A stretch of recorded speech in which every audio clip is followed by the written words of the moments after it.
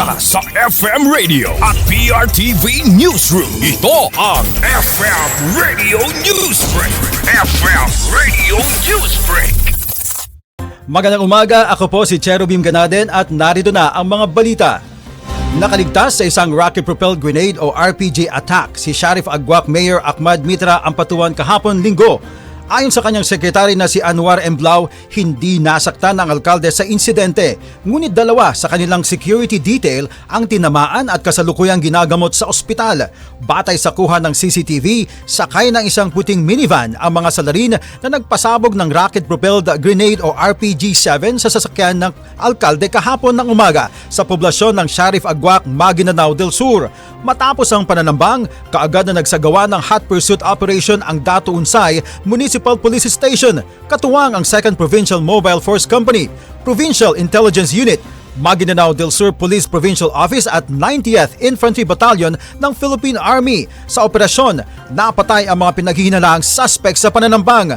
Patuloy naman ang investigasyon ng mga otoridad sa naturang insidente. FM Radio Newsbreak. FM Radio Newsbreak. Kinumpirma ng Armed Forces of the Philippines o AFP na 4 sa sundalong napatay sa ambush sa Barangay Lininding, Munay, Lanao del Norte noong Biyernes ay hindi sangkot sa anumang tactical combat operations. Ayon sa magkakahiwalay na pahayag nila Philippine Army Commander Lieutenant General Antonio Nafarrete at Western Mindanao Command Commander Lieutenant General Donald Gumiran, ang mga nasawing sundalo ay aktibong nagsasagawa ng humanitarian at community service activities sa mga liblib na lugar ng lalawigan. Batay sa ulat ng mga lokal na opisyal at Maranao traditional leaders, mga natitirang miyembro ng nabuwag na Dawla Islamia Terror Group na hindi pa sumusuko sa pamahalaan ang nasa likod ng ambush. Hindi umano naka-uniforme at walang dalang armas ang mga biktima nang paputukan ang kanilang sasakyan habang tatawid sa isang mababaw na ilog sa Purok 1, Barangay Lininding patungo sana sa isang non-tactical community service mission.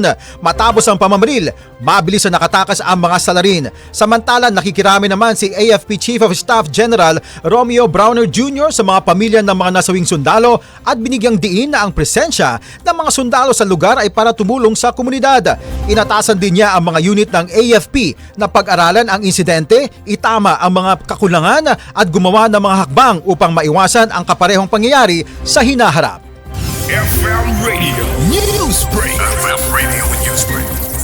Huwag magpaka-plastic. Ito ang mensahe ng Malacanang bilang tugon sa mga pahayag ni Senator Amy Marcos ukol sa kalusugan ng kanyang kapatid na si Pangulong Ferdinand Marcos Jr. Sa isang viral message sa Malacanang Press Corps, sinabi ni Palace Press Officer at PCO Undersecretary Attorney Claire Castro na hindi dapat gawing biro o palabas ang kalusugan ng Pangulo. Pinaalalahanan ni Castro na ang mga taong may pinagdadaan ng karamdaman ay kailangan ng totoong pamamalasakit at hindi na mga payo na para lamang magpapogi o makakuha ng atensyon sa publiko. Nauna rito, sinabi ni Senator Amy Marcos noong Sabado na nagkasakit ang Pangulo dahil umano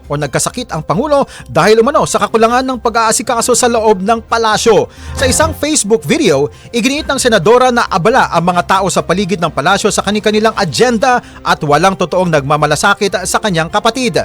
Lumabas ang mga pahayag matapos i-anunsyo ng Malacanang na isinailalim sa medical observation ang Pangulo noong Huwebes dahil sa naranasang discomfort. Matapos maobserbahan sa St. Luke's Medical Center sa Quezon City, nakabalik na sa Malacanang ang Pangulo at ipinagpatuloy ang kanyang mga tungkulin. Samantala, wala pa rin inilalabas na pahayag si Senator Amy Marcos kaugnay sa reaksyon ng Malacanang. FM Radio Newsbreak. FM Radio Newsbreak. At yan ang mga maiinit na balita sa ating FMR News Break. Ako po si Cherubim Ganaden. Magandang umaga. Inyong narinig ang FM Radio Newsbreak dito sa FM Radio, Favorite Music Radio.